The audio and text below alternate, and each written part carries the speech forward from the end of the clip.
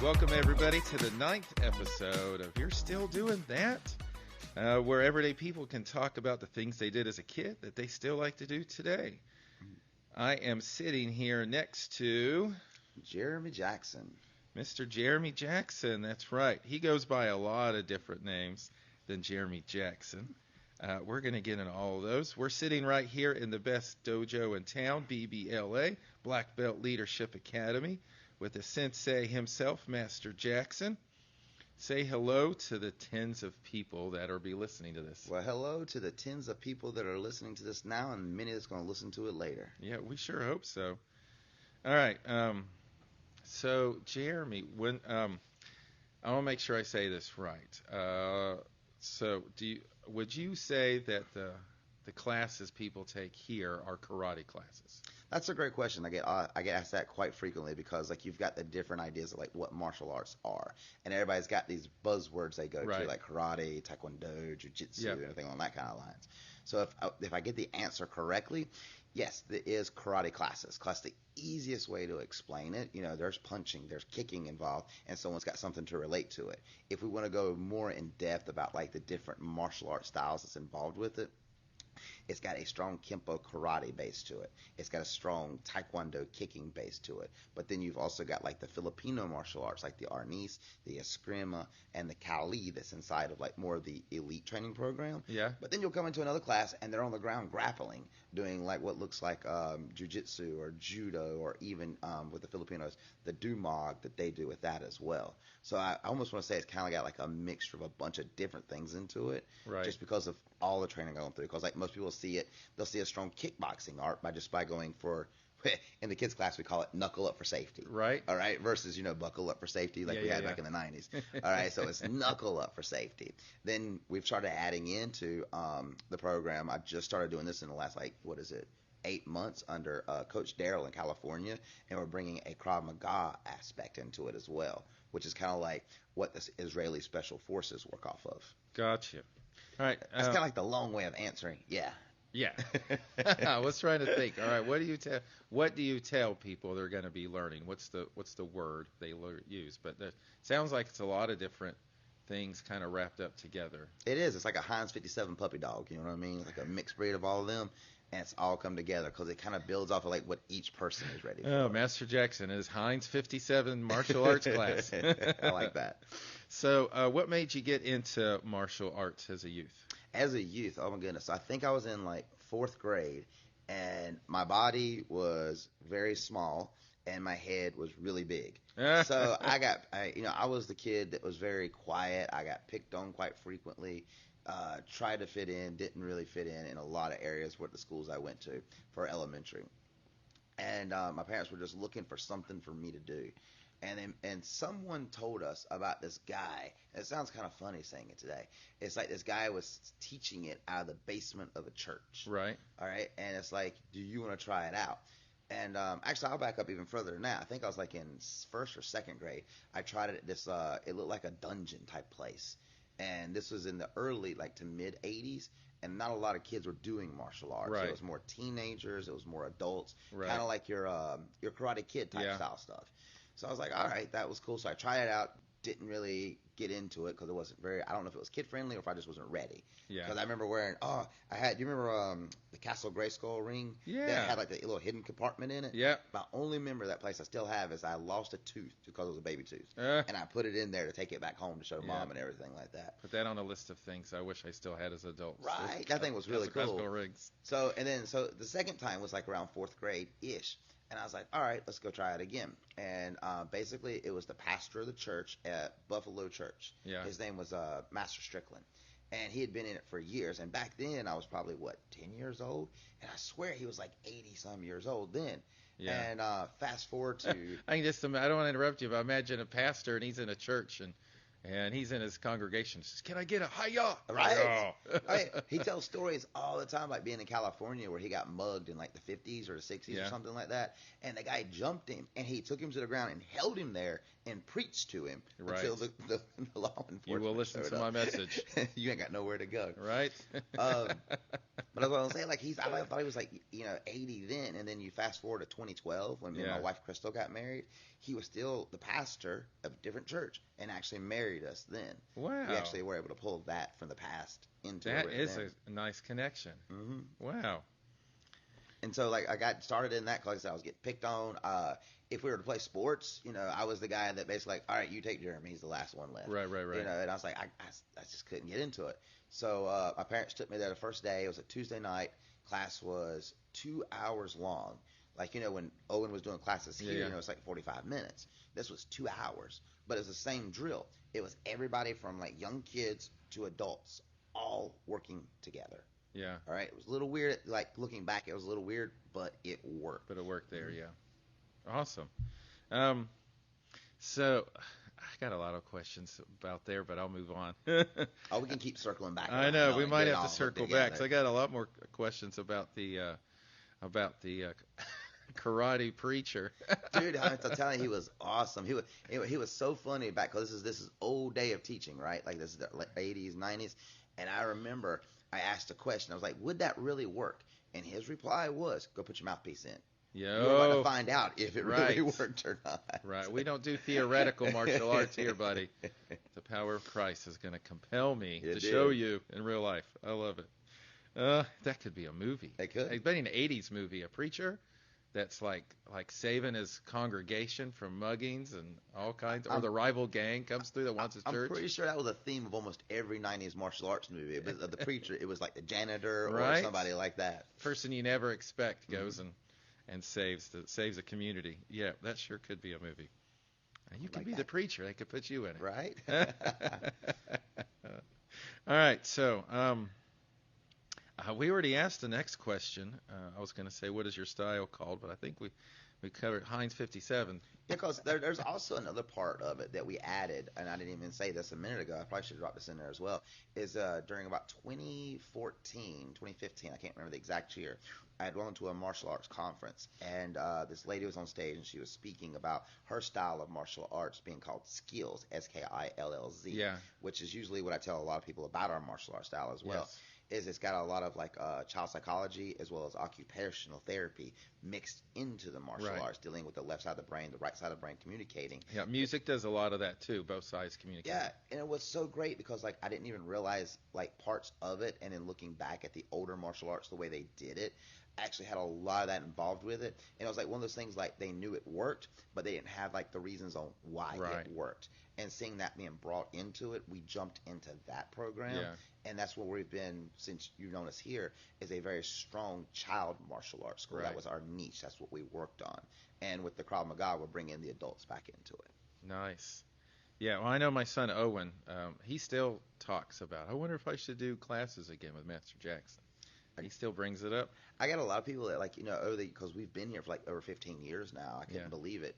And I see so many of my kids that have actually, like, I was at the gym, like, not even like 2 weeks ago, right? And this kid walks by me, and he kind of looks at me, and I looked up at him, which that was the key. Right. I looked up at him. I'm like, do I know that guy? Who was it? Yeah. Last time I saw him was 10 years ago. Yeah. He was like 7. Now he's 18-ish.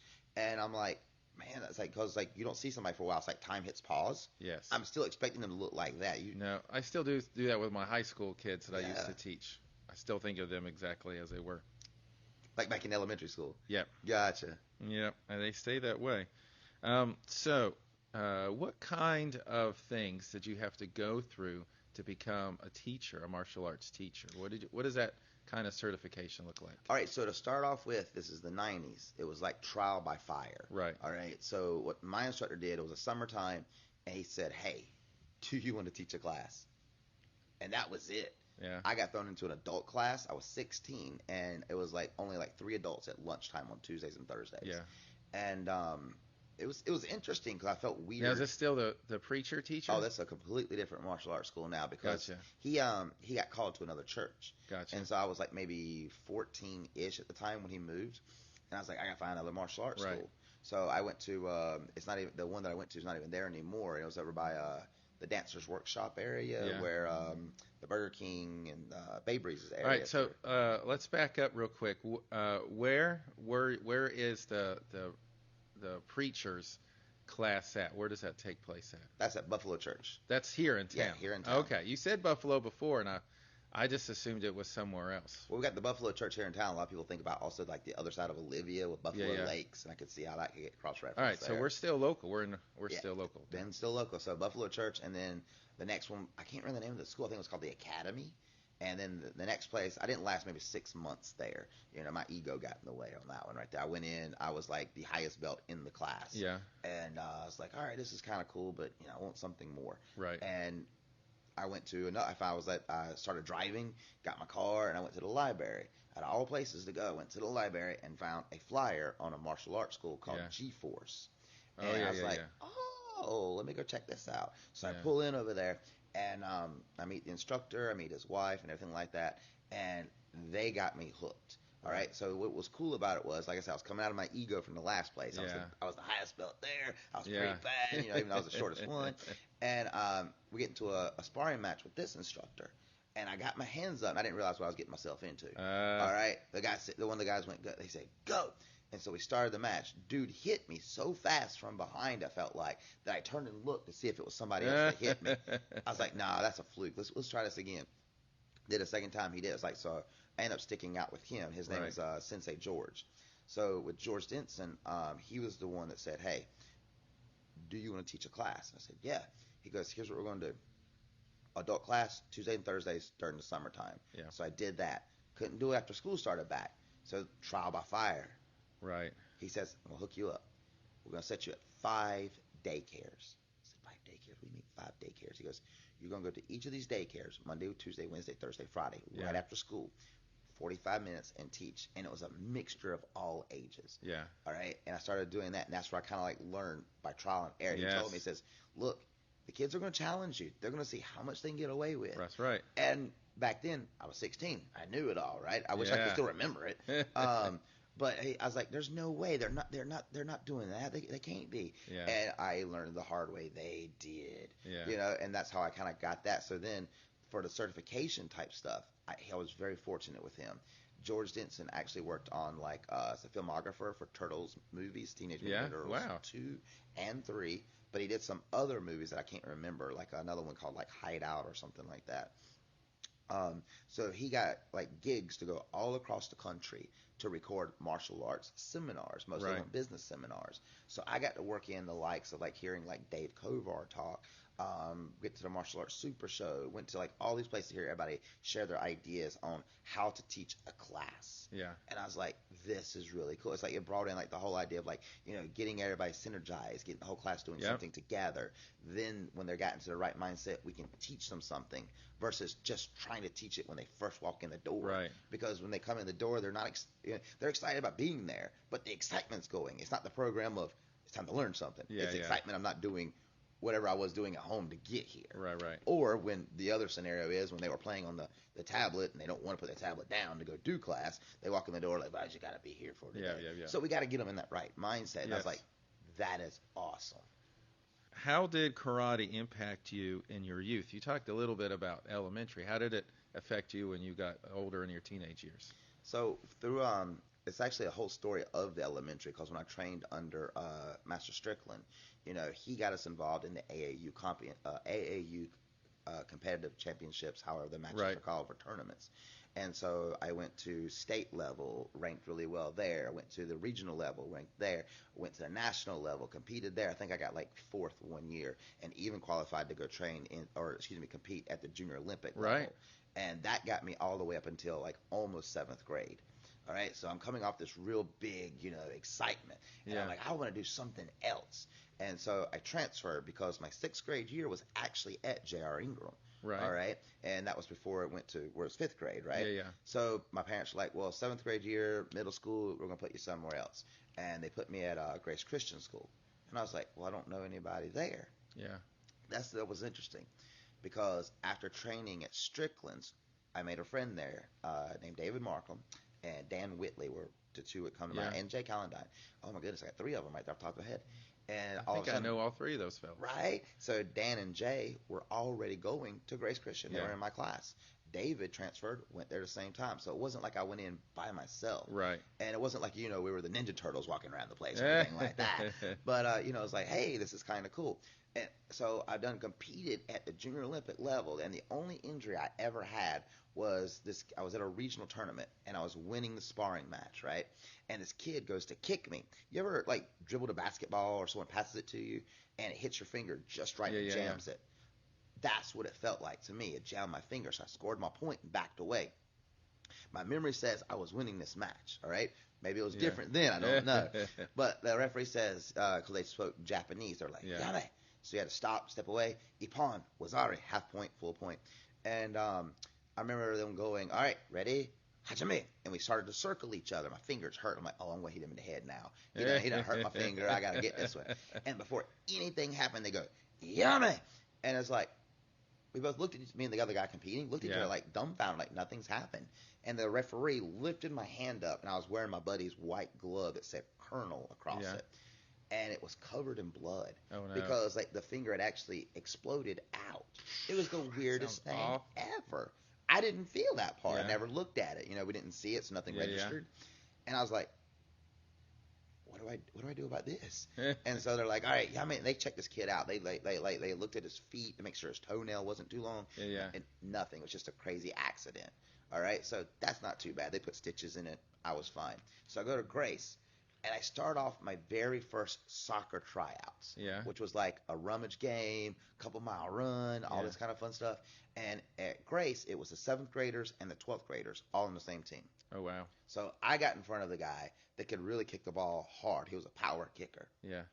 And he kicks the ball. I don't remember if it was intentionally or what it was, or if I just happened to be in the way.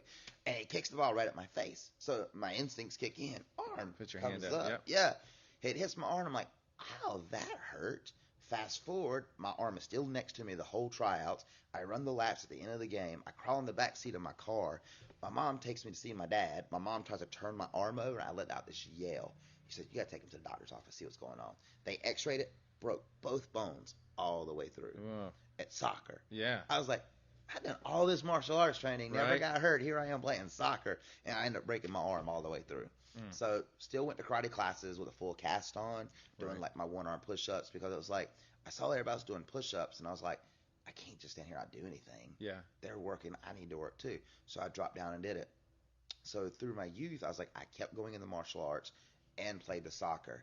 And about when I went to Georgia school, and I was talking with him, and he brought up this thing when I was 16 years old. He says, do you want to do full contact kickboxing? I was like, I get to hit people as hard as I want. He goes, yeah. He goes, but they get to hit you too. Right. I was like, sure, let's do this. Make sure you throw up the other arm this time. Yeah, the other, my good arm. And so I got into like full contact kickboxing, went all the way up, got a state title before I even turned 18. Nice. And it was a lot of fun. And don't get me wrong, like my first match out, I wish I could be like, I won every single match, went in there and just totally destroyed. And first match, went to the judges' scorecards, and the other guy won. Yeah. And I remember getting asked the question, because you come out, you've been hit, and they've been hit too, thank goodness. And it's like, did you have fun? I was like, yeah, let's do that again. Yeah. It was good. And I thought it was a weird question to ask, and so I waited later on to talk more about it. And I was like, why'd you ask me that question? He goes, well, if you lost, if you didn't have fun, we might not have trained the same way or moved on to something different. Right. Said, but we kept on going with it. So I think I had like 4 or 5 different matches that I went through with that. Nice. All right, Jeremy, when did you open BBLA? That's a great question. You want the short story or the good story? You can tell me whichever one you want. I love it. So my mind just went like every direction with that one. So basically, what ended up happening was how Black Belt Leadership Academy came about. So I've had 2 major accidents in my life. All right. One was I was working at Redmond Mobile Homes. All right. Yeah. And they were like, slam packed. And I was still teaching kickboxing class, which was like remember the Taibo of the 90s with Billy Blanks? Right there. And it was something very similar to that. And I was at kickboxing class one night. And I ran up to one of our bags like this out here, and we had like a second floor over there on Horna Boulevard. You've got Carthage Street, you got Wicker Street right here, right? And there's this like building right there. It's got this little awning that sits off of it. We had our martial arts in school there. We moved G-Force to there called Martial Arts America. And I was showing off one night, and I hit the bag. I went to jump and grab the top floor, and I fell over backwards. Yeah. And my arm gets caught behind me, and it goes crack. And I end up breaking one bone and compound fracturing the other. Yeah, there goes your arm again. Yeah, the same one, too. All right, so I got a metal plate in there now. It kind of helps to fix it. And I wasn't really doing much martial arts then. So I realized I was working at mobile homes. I was like, Red Mobile Homes, and it's like, man, it got me back into martial arts. Right. Like the guy that bought G-Force moved it to Carthage Street at the time. He says, I'm only doing that if Jeremy comes and works for me. Yeah. I was like, cool, let's do it. So fast forward again several years. I got out of it again. And I'm down training in Aberdeen. I show up one night. This is actually the story I've got inside of my book here too as well. I show up, and I remember riding down there, and I was like, man, I forgot my knee brace because my knee was kind of feeling a little weird. Yeah. And this guy goes, Al, he says, man, I'm a little mad tonight. I need to wrestle with somebody. Anybody want to grapple? I've never tapped him out.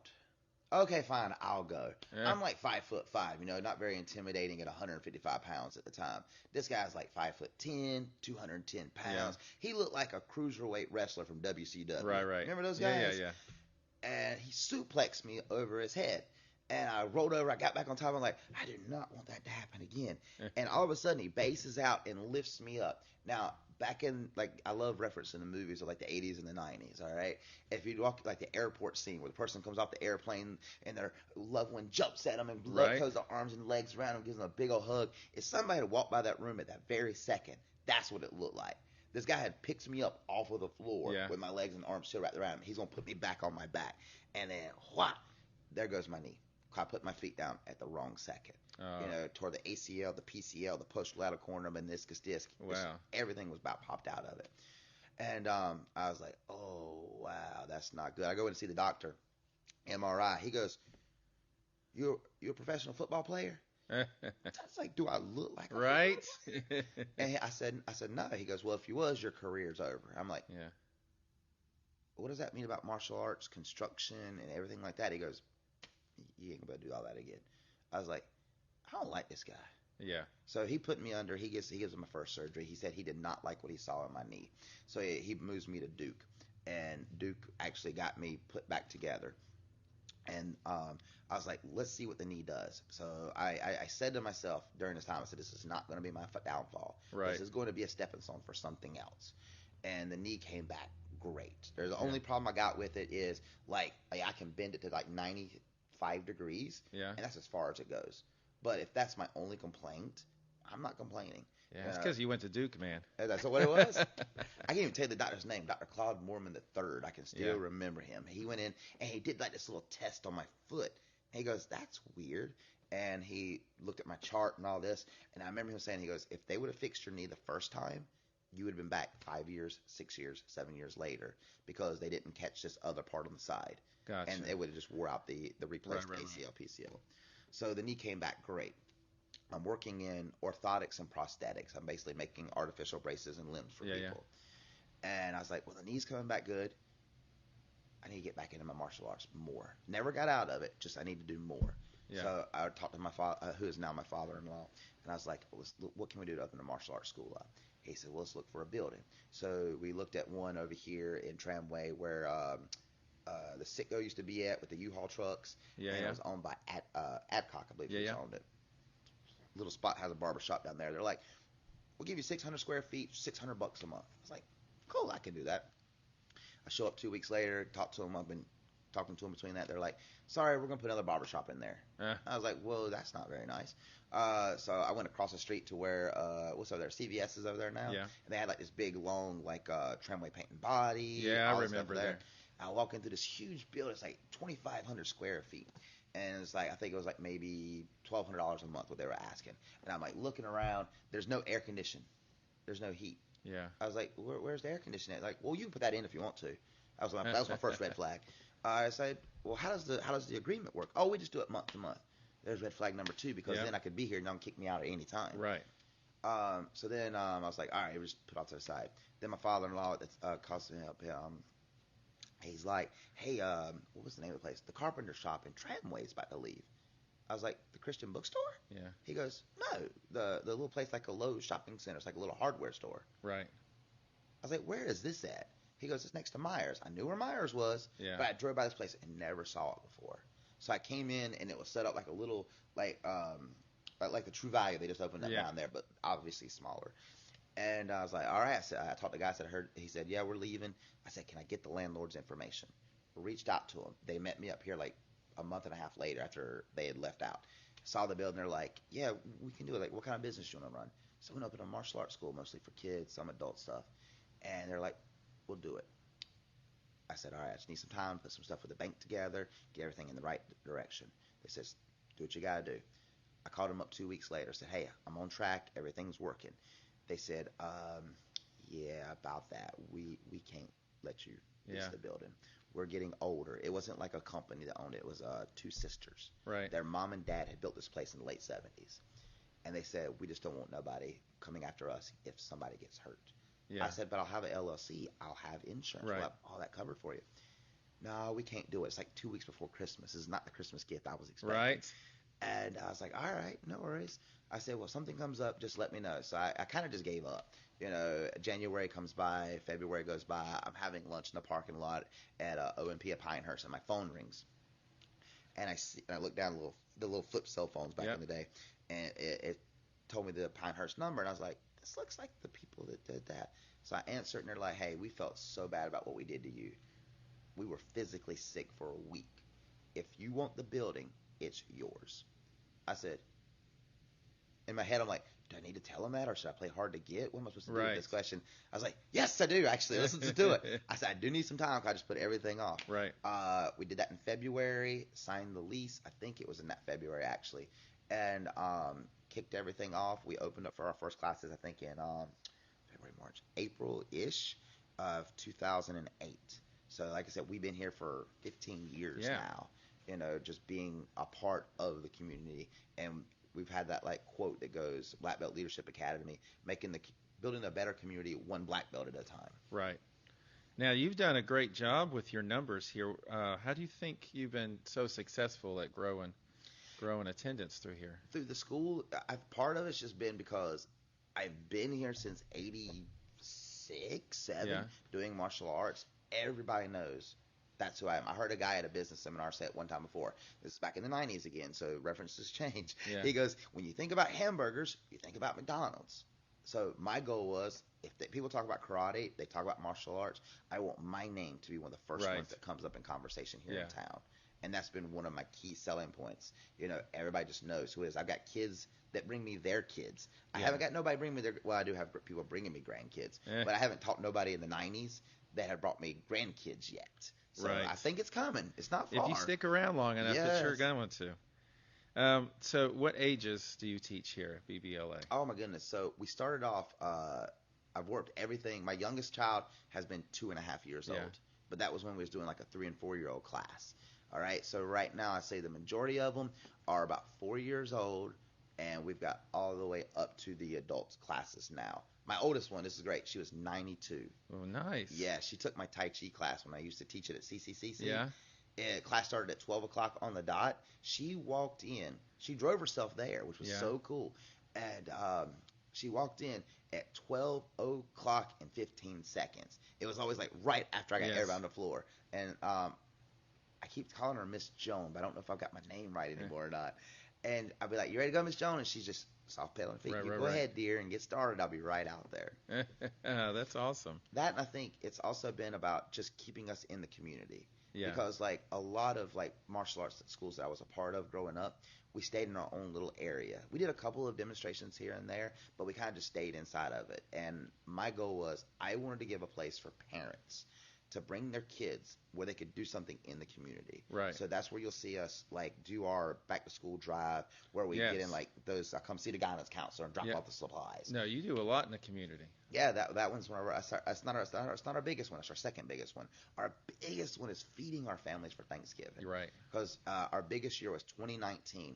We did okay, here's a story that goes with it. Right? I love this story. So we're taking our food and we're delivering to CUSC, and there's a newspaper laying out there, and it says Cody. You know how big of a company Cody is. Brought in 1 ton of food. And I was like, man, wouldn't that be awesome if we beat Cody one year? Yeah. We got to do that. I'm going to push next year to do it. So now this is your Thanksgiving. Yeah, feeding thing, our families right? for Thanksgiving. Yeah. Yep. And I was thinking out loud, and I asked Miss Teresa, who worked there, I said, how much food did we bring in this year? And I was like, Cody brought in a ton. We probably brought in like 0.75 ton or something like that. Right. She goes, plus she goes, you brought in 1.5 tons of food. Wow. You're telling me we beat Cody?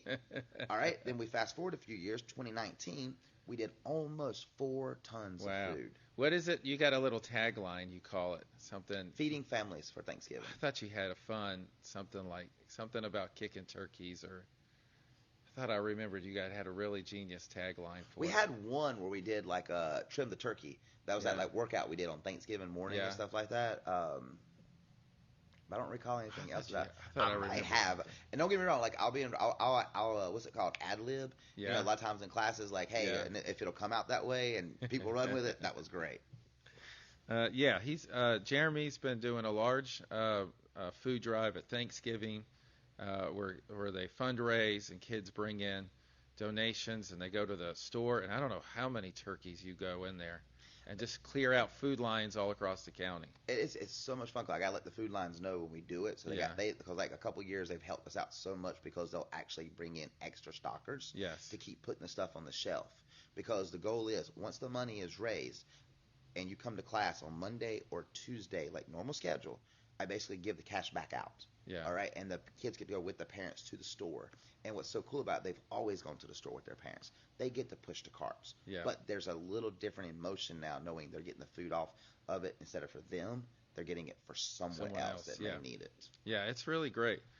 He also does a fundraiser for the local schools in the area. We're getting supplies and backpacks and drops them off at the schools at the beginning of the school year. With no celebration or anything. He just shows up and says, here you go, here's all your stuff. Yep. Super awesome charity work. It's so great. And we just started a new one about 3 years ago, and it's called a Ninja Wrapping Party. All right, wrapping, WRAPPING. So right after Thanksgiving's over with, I tell all the parents, I say, we're looking for toys.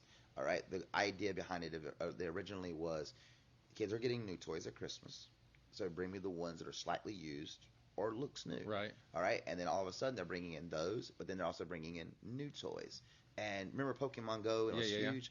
I met a lady through Pokemon Go, and she saw me when I was doing it. She goes, I got all these toys I buy throughout the year that go on sale or clearance. She brings them up here for us. Nice. So the weekend before Christmas, for about 6 to 7 hours, I provide the wrapping paper, the tape, the ribbons, whatever it is, and the parents and kids come in through waves, and the kids get to help wrap the presents. Wrap presents to give to others. Right, and we work with a couple of local churches. They know the families that need the help. Yeah. So I pass it off to them, and it was so funny the first year the guy shows up to pick up the presents, right? Yeah. I get his number from someone else here in town. I can't remember who it was. And I said, we got some presents. They need homes. Can you help me out? He goes, sure. He shows up in his SUV. Yeah. I said, we got a lot, so you're going to need a lot of room. He goes, yeah, I got it, no worries. He shows up, and this whole wall that you can see right here is just lined up. He goes, remember Jaws? You're going to need a bigger boat. You're going to need a bigger car. He had to go get 2 vans with a trailer to be able to pull all that stuff out of here. Yeah, I bet he was a little shocked when he rolled up. You saw. He's like, well, I don't know what I was getting into. Right, you know, like the cow looking at a new gate. Like, how do I figure this thing out? Yeah. You also take your students out into the public for demonstrations quite a lot too, which I thought was really great for the community to see what's going on. And a lot of people see it as like a way of like marketing. Yeah. And it does. People see us, and I constantly keep us out in the public eye. That's great. But my biggest concern is, and this is the way I like to approach it, is I want the kids to take what they do in here and take it out there. Because I've grown up in the past hearing, people that have been kids for more purposes of this one, is like, I didn't know I could hit back if they were in trouble. Right. Because it's like they're only used to doing it in one location. Yeah. All right. You get out of here somewhere else, it just feels a little weird. So the goal is to take the confidence that I see them have out here and get them in public. All right. Because what's one of the worst fears that most people have is speaking in public. Right. Now, granted, they're not speaking, but they're performing. They're performing, yeah. Right? And then all of a sudden, it's like, it's not on a stage. It's in a middle of a street. All right? It's at the Lee County Fairground. It's at Relay for Life. It's at all these places that they actually get out and get in front of it. And I couldn't tell you how many times I've had parents, just have this, like, it's almost like I I don't want to say melting face, but you can see that just emotion drop in their face of like, my son would never have been out in front of people like that 6 months ago before they started training with you. And a lot of times I know who they are. And I'll surprise them with it. I'm not going to tell them, like, hey, I'm going to get you up there in front of everybody, because they'll shake their head no really fast. All right? I'm like, so I called out my one kid. I was like, hey, come here, we're going to do the catchment drill. And dude just rocks it out there in front of everybody. And it's like, he probably would not have done it had I not called him out there. But just doing it, and he showcased it, next time he was like ready to go easier than it was the first time. Right. And it's just that building that confidence. Yeah, and that's great to give kids that performance opportunity to get out there, because a lot of the kids that come in your class probably are not involved in anything that requires to be in front of others. They're not. And part of us, and this is one of the things I loved about what I heard from Melody Schumann. She's the skills person that put that program together, and she's like, a lot of us as we get older are judged on our performance ability in front of people when we get into the workforce and things like that. So we might go ahead now and start trying to like peel that tape back just a little bit so it's not as painful as they get older with it, and it just makes it so much easier. Yeah. What class gives you the biggest physical workout? The biggest physical workout? Oh, that's got to be my youngest kids class. Yeah. The basic class, the 4 and 5 year olds. Because, 4, 5, and 6 year olds. Because I feel like I got to put so much energy into that class, because they're giving me so much energy as well. And that's probably more of a, what's the word I'm looking for? Aerobic workout, because you're constantly just trying to move and then get them to settle in for a second and then move. And then if I want to go for more like a physical workout, like hands-on type of stuff, it gets more into our elite class, the ones that are going for their black belts. Because they're doing like the grappling, the catchment drills. And I've always got this belief I held for me is like, I want to help be the example. I grew up in a time where it was like, do what I say, not what I do. Right. And I'm like, that doesn't add up anymore. Yeah, I've always found that to be the same too. You got to be able to do as you say as well. Right. And I mean, there's nothing wrong with someone that's had the experience that can't do it anymore to help guide and teach. But I still want to have my boots on the floor, so to speak. And I want to be out there with them, showing them we can do it. And it was so great. I got one kid, I don't know how much he's playing with me or just messing with me about it. He goes, I'll tell him how old I am. I'm 45 now. He goes, there's no way. You're like 32 or something like that. Yeah. I'm like, I appreciate you kissing up here just a little bit, because my dude like 18. But it's like, still being out there to stay moving like I am. I want to keep that going. It's like fighting the age thing for as long as I can. Yeah. My next question, you might answer the same way. I was like, which one gives you the most mental workout when you got to teach them too? The most mental, I still say it's that 4, 5, and 6 Yeah, I was going to say that definitely. I know for me, teaching music, because the younger kids take the more headspace drain to go through, and a lot of times the more physical too. Yeah, because they're challenging. Yeah. A lot of people are like, how do you get them to do what you want them to do? It's like one of the questions I get asked a lot of times, and it's like, you're missing what I'm doing. All right, I am trying 1,000 different things at one time, and when I find the thing that works, I run with it. Yeah. And some days this technique works. Like everybody get to a wata is what I call it. Yeah. So they go to one knee and sit. All right, at 4, 5, and 6 year olds, they don't have that core stability to sit up for very long. So we'll go to the next sitting position. So it's constantly like, from the outside perspective, it could look like it's just always working, but it's really trial, error, run, here it goes. Yeah. Like one of my favorite techniques I use for younger kids classes is we got bags, and the mind doesn't really process negatives. So if I tell them don't climb on the bag, all they hear is go climb on the bag. Yes, exactly. So tell them, all right, I need you to get 2 feet on the floor, make sure you're standing here, so that way it's very precise. But if they do start climbing on the bag, one kid does it, then 2 kids do it, now I got the whole class doing it. So if I already know that that's going to be the outcome, let's play with that. So what I'll do is, all right, we're starting to climb on the bags. All right, everybody, go climb on the bags. All right, now hold still. Let's get your picture really fast. Click, click. Back to synchronization. We've got everybody doing the same thing together. Right. All right, everybody, back to the black line. Then everybody goes back to the black line. It's the old analogy is like herding cats. We just kind of get them going in the right direction, and just be able to maximize that energy in the right direction at the right time. Yeah. Most people don't realize when you're teaching young kids, it's you plan for, if you've got a 45-minute class, you've got a good hour and a half worth of material. Right. That's because you don't know how quickly you're going to start rolling through stuff. And you got the backup plan on the backup plan on the backup plan. It's like when we do our birthday parties here, and I get kids I've never met before having their birthday here, and I'm like, are they going to listen to me? They don't even know who I am. Right. But it always works out because I got, like you said, I got a list of games in my Yep. head wrote out to know if this one doesn't work, we're going to this one. If this one works, we're staying there for a while. Yeah. All right, so that stops working, we're going to the next one. And then if you got a few kids that know you, the rest are going to just follow along as soon as you start shouting out Yeah, stuff. because they start to realize, like, I'm missing something. He wants me Right. to do that. Yeah, they'll follow right in line, especially the younger ones. They just and sometimes they're much easier than the older kids to teach because the younger ones will just follow whatever. I learned that a fun way. Back in 2010, 11, somewhere in that area, I was at Tramway Elementary, and it was so entertaining because, like, I got I'm not gonna say I started it, but when I say started it, I mean like here in Lee County, and it's the clapping thing. 1, 2, 3, 4, 5. Yeah. You know, and I figured out along the way, and probably I heard it from someone that said it's like if you can get 5 people doing it in a crowd, and then do it a second time, now you got 15 doing it. Yep. Then you do it again, then you got 50 doing it. That's right. And eventually, it just gets caught on. Yeah. And that's how I try to use that same methodology with teaching the classes. Because if I get the few kids doing it, get more kids doing it, Yep. mirror neurons, they want to be like their peers, and it just works out so well. So what do you think sets your studio, your dojo apart from, say, others around the community? I think everybody's got their own niche that they want to work with. So, you know, we've got a couple of jiu-jitsu schools that do a great job on what they teach. We've got a taekwondo guy here in town that's been here since 95-ish. Yeah. All right. You got G-Force that's still here doing some of the things that they've been doing, and I love the tradition that they keep with it. One of the things that I love to bring into it with our martial arts school, one is the skills program with the occupational therapy as well as child psychology built into it.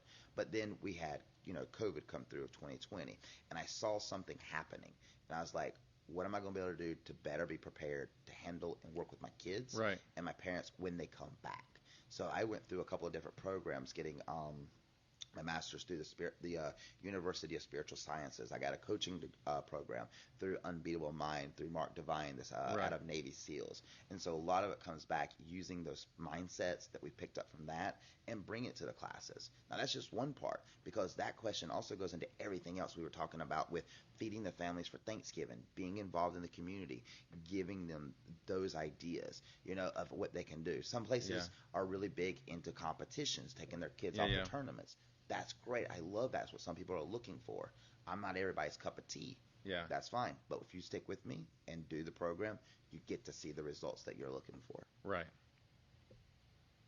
Yeah, because you guys don't compete, do you? We don't. We do a lot of like inter-school competitions of stuff like that where they're competing with each other in the classes. Yeah. But I can't be everything for everybody. Because one of the things that we have changed since Owen's been here with what we do inside the classes, used to, if you'll remember, way back, it was like every 3 months ish they would go for their new belts. Yeah, I remember. All right, we got rid of all that. All right, so they still do their 8 stripes, but now what happens is after they get their stripe, the stripe doesn't mean they know the technique. The stripe means you have seen the technique. Yeah. All right, now you got at least 1 week of holding on to that stripe, and you're eligible to earn your smiley face for it. All right, if you get all 8 stripes, all 8 smiley faces at your next class, you get your belt. Right. All right. So some kids progress through their belts every 10 to 12 weeks. In the lower ranks is easy. Higher ranks, sometimes 3 months, sometimes 4 months, sometimes 5 months. It depends on how fast they want to get the material. So instead of trying to get rushed through it, some weeks we'll have classes where we'll have 5, 6, 7, 8 people get their new belts. We'll have a few spells where no one gets belts for a couple of weeks. Right. So this way you can progress as fast as you want to, or take your time to make sure you've got it. So if they get their star on their stripe, star means you got it down a little bit, but you still need a little more work on it. Right. So that way they're actually knowing, and you can get a form to see exactly what you got to work off of. Here's your checklist. Check this. Everything's checked off. You're good. Next rank. Here's your next checklist. Yeah. What are your future plans for BBLA? That's a great question right there. So one of the things we've been working on with the martial arts school here is, the first one is, I got to say, our Krav Maga class. You know, like one of the things that I've really loved. Can you explain what that is? Of course. So basically, it's a system that's breaking out of of basic self-defense. All right. And it's more, I hate to use the term realistic, But that's what it comes down to being. What it's like self-defense evolves over the years. Like, this is so funny. So I'm doing a presentation. I was supposed to get 30 minutes for my presentation at the Enrichment Center for seniors. And they had another guy in there from the Sheriff's Department who's even longer-winded than I am. Right? And he's up doing his talk. And I'm standing there, I'm like, all right, they about to start getting their food. And there was this joke, like, you just don't stop people from getting their mashed potatoes. Right. All right, they're going to be hungry in a second. All of a sudden, Lady goes, I'm so sorry, you're only going to get like 5 minutes. Yeah. I was like, okay, that's not a problem. I know, I can play with it. So I get up, and the way I teach it is off the idea of like, okay, if your kid in class has a stomach ache, and they come up to you and they go, my stomach hurts, but their hands are on their head. Yeah. Something doesn't seem right. All right. Or if when they fall in the parking lot and their knee hurts, their hands go to their knee. So the hands automatically goes to where pain is at, especially for the uninitiated or the untrained. All right. So I'm explaining. Someone grabs a hold of you. They grab a hold of your throat. Your hands are going to immediately go here first because you're freaked out and that's where the pain's at. And you're trying to get rid of that imminent threat. And I see this guy, and I swear, from where I was standing at, this man like 8 foot tall, probably in his 70s and whatnot. And I see him raise his hand, but I'm right in the middle of my spiel. So I keep going with it for a second, and my dude stands up. He goes, I got a question. I said, yes, sir. What is your question? He goes, I was in the military. And I'm like, oh, boy, I already know this is going to be a lot of fun. Give it to me. Give it to me. And he goes, that's not how they taught us. They taught us when as soon as someone grabs you, you kick them and then you punch them and you hit them like this. I was like, and I said, yes, sir, and I appreciate you sharing that with me. And with the military, you got all this training to keep reinforce that. I get 5 minutes, but I appreciate what you offered there. Thank you. And just kept moving right along, because like, it's true, if I've got the trained and we can train long enough, we can go into that. Yeah. But, techniques evolve. How people defend themselves versus how the attacks happen. We want to be more up to date on what works. Because it's like the radar versus the radar detector. As the radar came out, they're like, hey, we need to figure out how to beat that. So they got the radar detector. Then they're like, all right, we got to figure out how to beat the radar detector. So they got something that comes out on top of that. So as people learn to defend themselves one way, the group that's doing the attacking is like, okay, well, if they're going to defend themselves this way, I need to attack this way. I heard a case study about this one particular prison system had just gotten a new like armor gear to wear for maximum security, right? Right. And all of a sudden there was a riot in the yard, so they put the response team together. They got the new armor on, went out to the yard to separate everybody and get them going. What they missed was all these people had stopped the fight on the outside, and they were just standing there staring at them, watching. And what they were looking for was all the chinks in the armor. Yeah. Where the easy spaces to hit at, so that way they could do their striking. And the same thing happens now. When we learn to fight one way, we learn to defend ourselves one way, people will recognize that. Like, well, I don't want to get caught by that. So the techniques have to evolve. And that's what my understanding of Krav Maga is. It's always evolving the self-defense techniques to work better for what's happening now. Gotcha. I got a goal of what I want to do with it, because this still ties into your question about what are the future plans. We want to launch a couple of programs with the Krav Maga classes where we teach kids that are getting ready to go to college. All right, it's fun saying that, kids, but teach kids that are going to college. Take them for a 3-hour training on a weekend. Do something bigger later if we can. Like how to defend yourself, how to be prepared. Just recognizing like certain indicators of what it looks like before an attack happens, so you can neutralize it. Versus, obviously we want to know what to do if we are attacked, whether we're on the ground, whether we're standing up, whether our back's against the wall. And that's one of the things that we want to build off with that program. I want to help kids that are like going, like, the transfer kids that go from elementary to middle school, from middle school to high school. If we have like a program that we can do every summer that builds off of that to help them just go into it, not because we believe they're going to get attacked, but, when you have that belief, that confidence in yourself, that you can take care of yourself. It's less likely it's going to happen. Exactly. You're not the victim that's getting looked for. And the aggressors will see that, too. They see the confidence. They see the confidence, but they also realize that with that kid comes a bigger challenge. They want to keep their confidence up. The bullies I'm talking about here that take it. They want that weaker target. Because let's say they take the kid that knows how to defend themselves and they attack this kid. All right? And they win. We're talking about the bully. All right, but they take a beating in the process. Right. All of a sudden, it's like Iron Man 2 when Dachenko, the guy at Whiplash, he showed that Iron Man could be beat. He could bleed, I think is what was said. All of a sudden, it makes it look weaker, and the bully looks weaker. They don't want to take that away from themselves. Yeah. All right, Jeremy. So now we're going to move on to a little more fun questions. All right. So the biggest question I think a lot of people want to know is, have you ever had to use the techniques and instruction you give here in class? Have you ever to put them to use in real life? I have. All right, and sometimes they worked out exactly the way they were planned, and other times they didn't work out so good. There's two situations that come to mind. We can talk when I was like a kid, when I first went to Grace and whatnot in 7th grade, and it was like my soccer coaches before my arm got messed up. He goes, "We've got a junior Olympic, competitor here on the team that does martial arts." I'm like, "Don't tell everybody that. Now everybody's gonna want to take a swing, and we're gonna see how bad he is." I was like, "All right." So I had like the whole. It felt like so many people just trying to challenge me up on that one. And the first time that I really remember having to use a lot of my techniques, or use one technique, was I'd gone to visit a friend of mine, and I'm sitting in their driveway. I'm in my car. I got the window down. I'm 16. And I heard like a commotion off to my side, and I see this guy come stumbling up the street. And I was like, okay, that's cool. I went back. I got my music playing, Pearl Jam or something like that on cassette.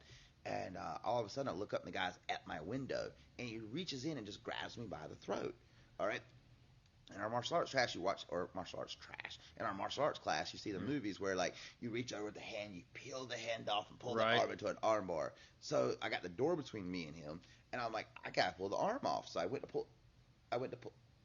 I couldn't pull his hand off. I'm like, this technique didn't work. Yeah. I was like, I got to do something different. So, open the car door to push him off. The second time I remember having to really use it was being out with a group of friends at a little place here in town called The Mix. Yes. And you remember that place? Yeah, I do. Long time ago. Yeah.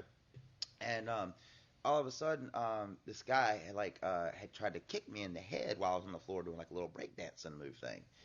And I didn't even see it. And all of a sudden, something else happens, and he comes out onto the floor, and he goes to swing at my head. 2 punches. I remember that much. I remember ducking once, ducking twice, hit 2 shots to the stomach, leg kick, and then the crowd separated us out for the rest of it right there. And I'm like, it's like, what was going on? So, yeah, have I had to use them? Yes. Sometimes they worked out great. Sometimes it didn't work out like it was supposed to. Right. But that's why with the techniques, you're always supposed to look at it as like the technique didn't work. We just didn't use the right one at the right time. Yes. Well, I think a lot of people in the area probably know they're not going to say anything too mean. The Jeremy Jackson, your name is quite associated here now. I do remember when my son was here one day, somebody, I don't remember, they came in off the street, and it was in the middle of class, and I don't know why they were upset, but they sure were upset. And you came up and said something to them, and they were really mad. But then you grabbed you grabbed their arm, and then you grabbed like their shoulder and turned them around, and then walked them right out the door. And I got all excited. I was like, I'm going to see it. I'm going to actually see them in action. I was like, it's going to be nuts. But no, whatever it is, they calmed down. I don't even know what it was, but they walked right in off the street.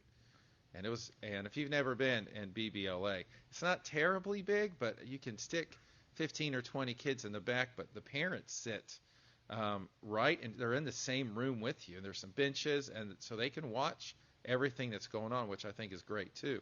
But I mean, it was slammed with parents because Jeremy's classes are full. Yep. It is a lot of kids, and so there's a lot of parents sitting around and watching all in one space. And you just took that person, walked them right out super fast. And most people, when there's a commotion starts, most everybody turns and looks and gets nervous. Like, what do I do? Yeah, like, what do I do? What do I do? We're not prepared. If you're not prepared for the situation, you're not sure what's going on, what's going to happen. But not Master Jackson. Boom. Said, hey, we need to go outside. Grabbed him on 2 points, spin him around, and they were out the door before they knew what to do. And that's the thing about it. Like, I love what I heard that guy. It's like a military guy said this, like a general sergeant or whatnot. And he said something along the lines like, if you don't know what to do, you'll always go back to what you've always done. Right, exactly. So that's why I love the martial arts, like the self-defense aspect of it.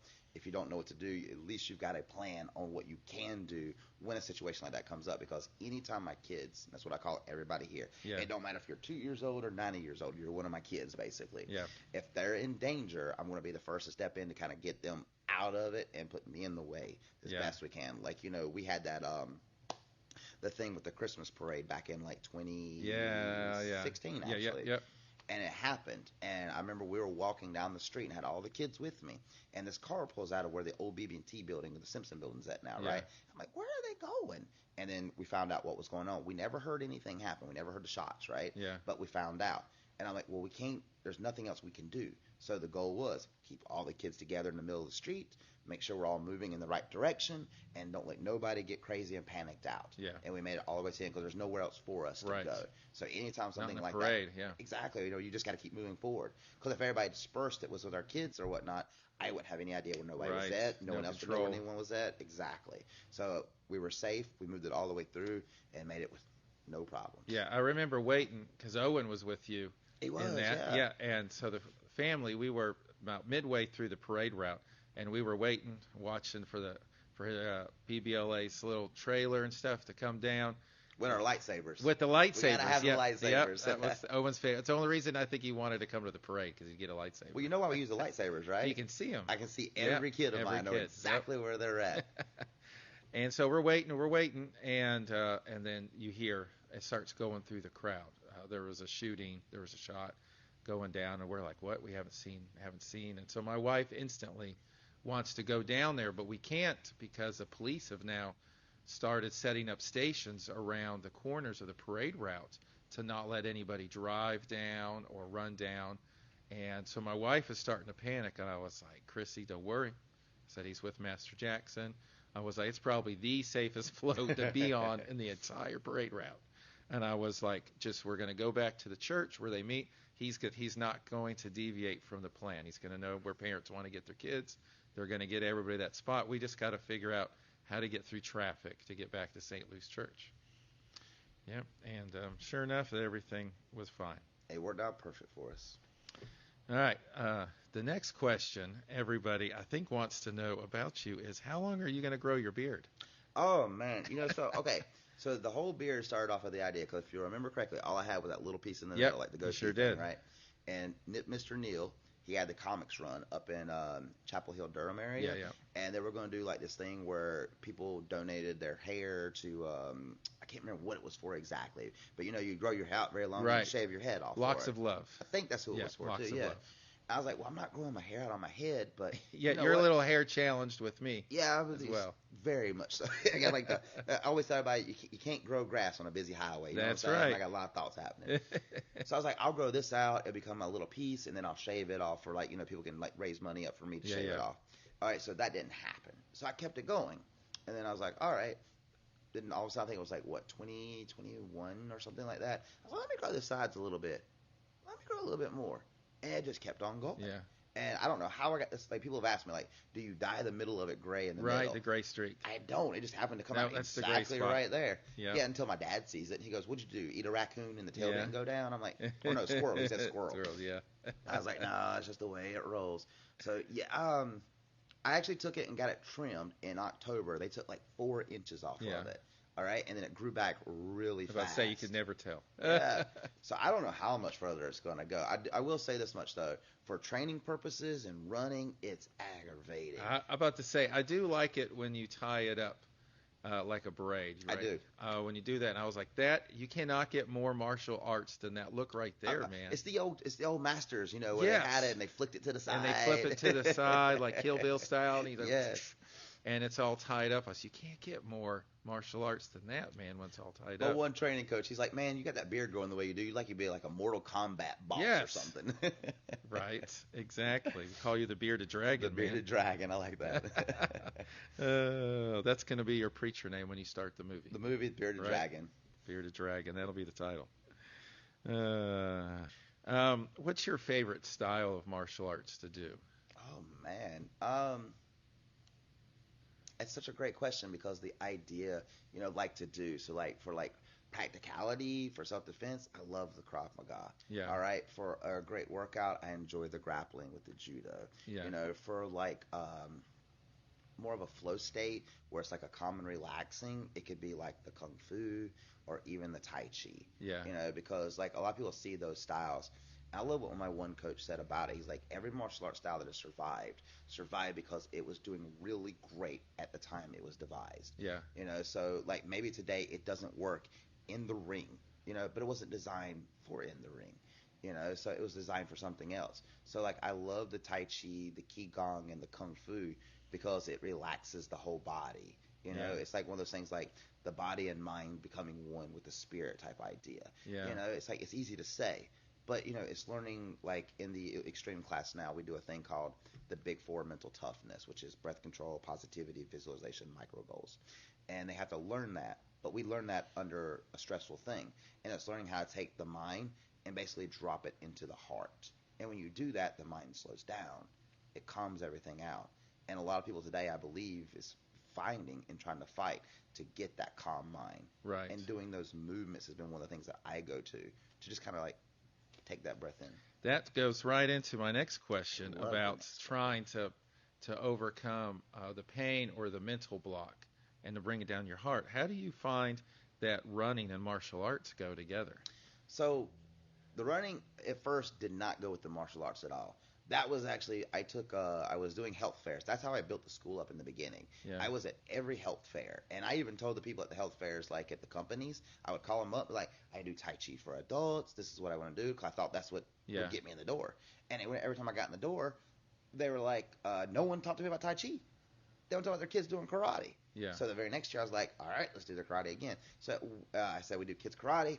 Here's what we do. They said, come on back. You had a great time last year. So I'm at one health fair, and they said the Civic Center, and they're drawing blood on everybody to do like their HDL, their CDL, their cholesterol, CDL, I said driver's license, triglycerides and all that. I was like, sure, I'll do it. And I got it back, and my numbers were not good at all. And I was probably, 35 at the time. And I talked to my buddy Chris Canoodle, the GOAT, the guy that started. I know his name too. And still talk to him today, man. I talk to him like every couple of weeks. And he goes, well, you could run, but my knee. Yes. I don't run. This doesn't work very good. I tried to run, and I had drop foot syndrome, where the tibia and tibialis wouldn't let my foot lift up, but for so long it would just go and just fall over. Right. And he got me into running. He could show you how to run properly, I'm sure. He did. He worked with me in the Vibram 5-finger shoes, and then eventually to Luna's. And the way I looked at it was how I started cross-referencing the training on it was if I'm as close to barefoot as I can get, that gives me stronger ankles. It gives me faster reflection time of when my feet are on the ground. I can feel the response to move off of it versus always having like the padding under my feet with shoes or whatnot. So that's kind of how I cross-reference it. And then the second way I look at it is like I was just telling the kids in the class last night, if I'm standing over here and I got a guy coming down the hallway to challenge me right there, and this ain't a good time to be fighting, we can run to get out of this. You can run to get out. The next step. They're not going to catch me. Especially when I keep going those big miles, you know what I'm saying? And then, but the mental toughness with running is you go and you start running, and depending on your physicality, your brain's going to say, what are you doing? Stop, take a breath, stop running. But if you get that mental toughness trained enough and you get your breath control that martial arts teaches you, then you can just learn to pace right through. You can, and it's also the mental toughness, but I feel like it's also emotionally toughness. Yeah. Because I was told, I learned this in the last like 6 years, I believe it was, like after a big run, like the endurance races or whatnot. Right. Don't set yourself up the next day for emotional decisions because you had to make so many emotional decisions to keep yourself running that your tank is just kind of drained dry. But you're correct. All of that works out of like with the martial arts, with the mindset of being able to compartmentalize that pain, to put it off to the side. I'm not talking about an injury where my foot's on backwards. Right. Just the aches of like, I really don't want to be out here. Right. I'm tired. I want to stop. I could go home. And, if we can learn to overcome those hard decisions, all of a sudden the other decisions that would have seemed to be hard are now easier. Yeah. And a lot of that really takes place inside of that mindset. And I believe that's the unbeatable mind. They talk about that. They go into like the worm, which is witness, interdict, redirect, maintain. The witness is seeing, here's something about to stop me. Interdict, we're going to change course. Redirect it. We get on the course we need, and then the maintaining, keeping that course going until something else tries to pop up to take you off of it. And it goes back to, I believe, heart coherence, dropping the thoughts out of the mind into the heart. So teaching all these classes, do you ever have to do personal workouts, or does the classes keep you in good shape? I really wish I could say the classes keep me in good shape. They keep me active. They keep me moving. All right, but I do have to do my own personal workouts on the side because that's kind of my release from it all. Right. Because teaching the kids, that to me, or even the adults, I say kids, like I said, everybody here's my kid. All right, the teaching part of it is kind of like my reward for everything else that I get to do. Because yeah, I enjoy it. It's a lot of fun. I wouldn't been in it for so long if I hadn't enjoyed it, right? There's some days that it's kind of like, oh, I guess I gotta do this again. I can't say every day's perfect.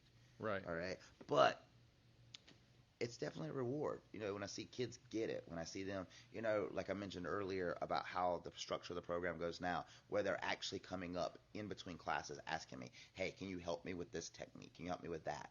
And that to me means so much right there. When I hear a story about one of my kids, Parker, he's gone into being the Coast Guard now, where I heard that some kid jumped on his back at school and he just basically dropped him and didn't have to do nothing else. And he tells his dad about it because he thought I was going to be mad at him for doing a martial arts move on a kid at school. And I was like, no, that's when you needed to use it. Right. And I loved his quote. He goes, it was easier than he thought it would be because in here it's harder because everybody knows what you're doing. Yeah, for sure. And I think part of that mental calmness comes from putting yourself under the stress of the different drills in the classes. Yeah. Because then you kind of raise that minimum of what will stress you out. Yeah. And you can't say enough for how much practice means. If you practice it enough, then when you get nervous and frustrated, you can still go right through the technique. It's like all of a sudden the body just takes over. And if you put your time into it. Yeah, you can't. There is no substitute for hard work and practice.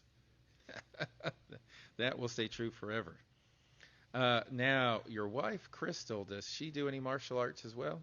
She got certified as one of the first Fight Like a Girl instructors here in North Carolina. She actually has her black belt also under Shashira Nakala, who is our instructor for modern Ernest and Kali Eskrima fighting, which is our stick fighting.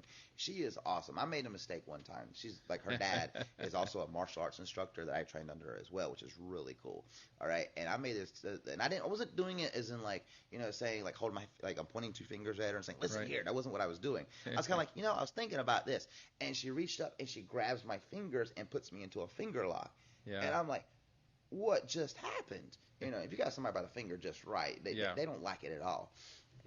So yeah, she's got a lot of martial arts training. She's actually helped out teaching the kids classes a lot.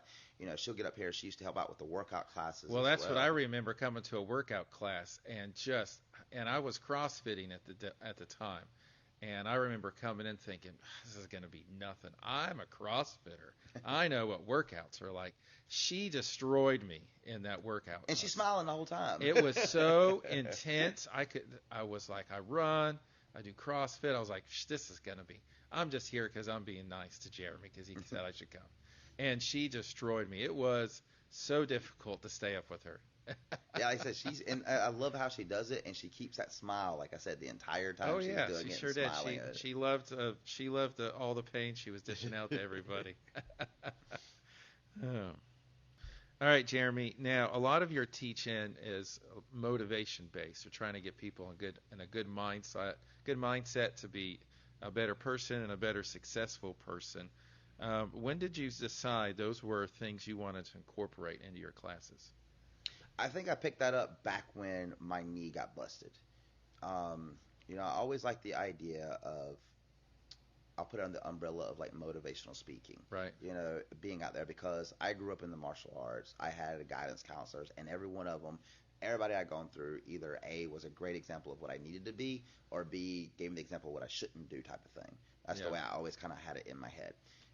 But I still got these little nuggets in my mind of when they would tell me a story or they would tell me a secret. I remember the story about the kids, getting taken out of class, and you put one kid in this room over here, and it had all the toys in the world, video games, everything, and he can play with anything he wants. But you're only going to be in there for 2 hours. Then they took another kid, and they put him in a different room, and they said, hey, you're going to be in this room, and it's filled with horse manure. But you're going to be in for 2 hours. Do whatever you want to do and come back. So they left the kids in there. He goes back in there to go into this room over here with all the toys, expecting him to be doing stuff. Little dude just sitting there with his arms crossed, his legs crossed, and they're like, why aren't you playing with anything? He goes, didn't want to get attached to nothing. You're going to be back in 2 hours. Yeah. Okay. It's like, let's go check on the other kid. So they go to another kid. The other kid's in there. He is digging through the piles of manure. Like, he's throwing it on the wall. He's trying to go there. And they freaked out. Like, what are you doing? He goes, well, with all this horse manure in here, I figured there was a pony somewhere. I think I heard that story in like 5th or 6th grade that somebody shared. And I'm like, you know what? Everything that I share in front of them, these kids are going to remember. And there's going to be something that goes with somebody forever and a day. What can I share with them that keeps them in that? So that's that, being that example, keeping the words going in the right direction. You know, having the mindset come up. Here's what you're doing to stress. Look what you've done. Look how proud you should be of yourself, of what you overcame in the classes, either by getting your next belt, by showing the technique. Because sometimes we'll do something inside the class, and the kid will do it, and he'll go, that was easy. I was like, you're right. That is easy now. But remember 6 months ago when you first tried that kick and you couldn't even stand up without falling over? Look how far you've come. And sometimes we got to be reminded of, like, you know, look at what you've done. Look what you can do now. Think what you can be able to do later when you look back at what you could do now. Yeah, so you've taken some of those teachings and you are now an author. I am. When I saw you had the opportunity to publish some of your teachings in a book along with some other authors and a compilation together. How did that opportunity develop? So one of my coaches that I worked under, I mentioned several people that I enjoy training underneath. And it's not just martial arts. You know, I believe a lot of what we do with our teaching is communication isn't what we say, it's the response that we get. All right? And that gives me so much more confidence in what I say now, because then I know I can fix what I got going on. All right, so one of the instructors I work underneath is like Michael Burnoff. The second one is like Sean Stevenson, who passed away a few years ago. All right, he was known as the 3-foot giant. Yeah. And him and his wife, Mindy, have conglomerated this group called Lucra. All right, in Lucra, it was like people from all over the world, I believe, were inside of it, and Mindy was keeping it going even after Sean's passing. And she goes, hey, we want to put together a book called The Collective Heart. You know, there's so much in the world today that tries to pull us apart, that tries to divide us and forgets that we're all in this human experiment together. And it's like, she's like, we want to get your stories of what you've seen, what you've been through, whether it be like an angel that came out of nowhere that helped you out in the form of another person. Right. You know, whether it was something that, you know, it's got to be something that you experience that really moves you. And all of us got together. It's like 15 people, I think, and we all put this like different stories into that one book. And they've all got great stories on it. Have I read all of them? I haven't. They've shared some with me, but mine was all for the idea of like that feeding families for Thanksgiving. Right. I didn't know that a person had won a raffle to have their daughter in classes with me for 3 months. You know, they got the uniform, 3 months. They were driving up, and this guy was in here helping us sort the food out. All right, he was helping us pack it up. Yeah. He helped us deliver it to the CUOC, and the next thing I know, my dude had disappeared. I'm like, where did he go?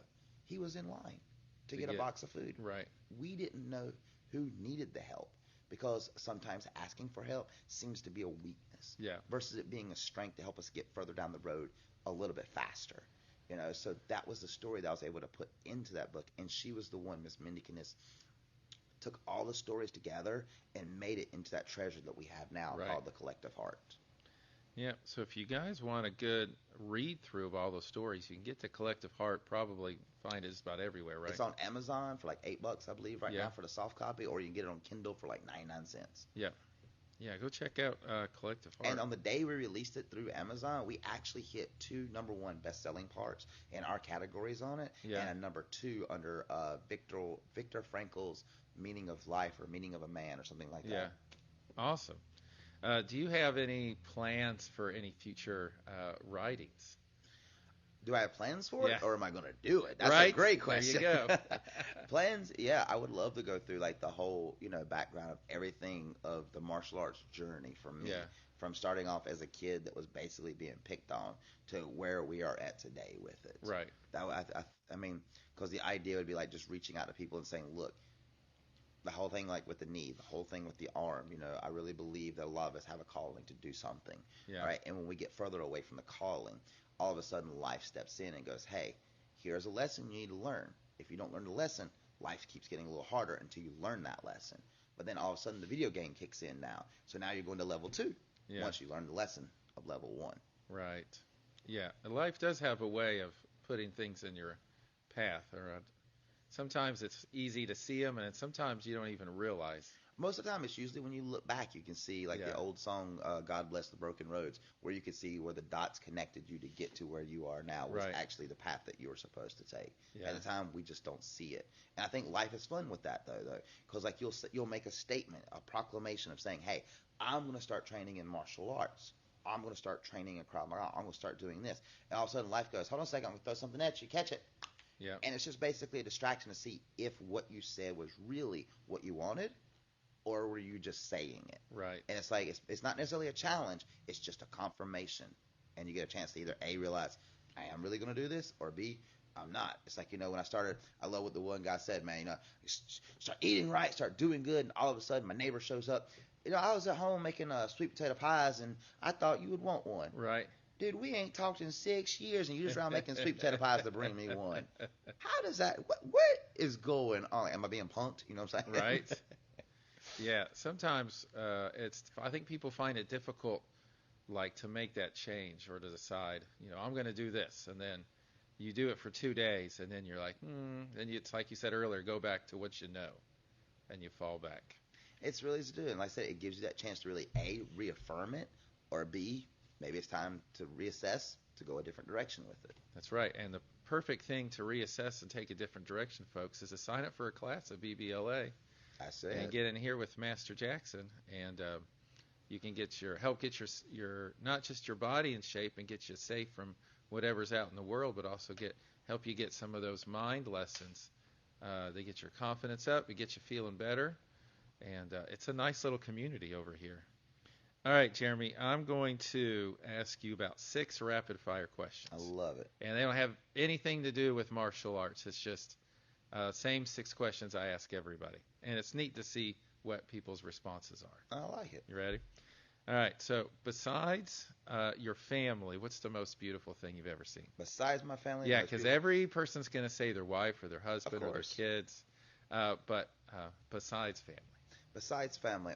If I was to pick something, living organism, I'm going to say Kiki, our boxer. Oh, yes. Kiki the dog. Yep. All right. 11 years old now. She is still kicking it and doing well. It was a staple here when I would bring Owen for classes. That was also his favorite thing about classes. Yes, everybody loved to see Kiki because she would hold a balloon in her mouth and just hold it. Does. So he would always want to bring a balloon, and she wouldn't pop the balloon. She just held it by the little tab and just sit there with it. Yep, and play booping up in the air. Yep, that's a good one. What's your favorite smell? Favorite smell? Steak.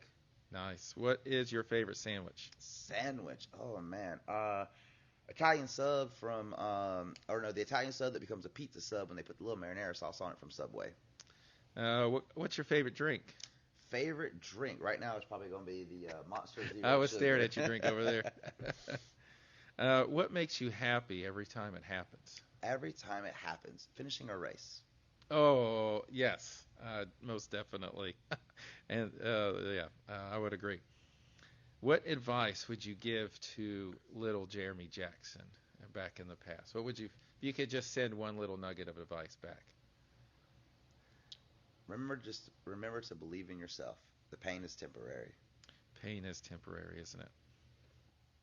All right, and Jeremy, I ask each person, who do you think would be good to be on the podcast? Who is still doing what they do today that they used to do when they were a kid? Mike Waddell. Do you know Mike? Yes, I do know Mike Waddell. Well, I don't know Mike, but I know who he is. Yeah, works over at Lowe's Food and stuff like that. Yeah. He still plays in the band. I know him and another fella. I assume they still hang out. Scott Griffin.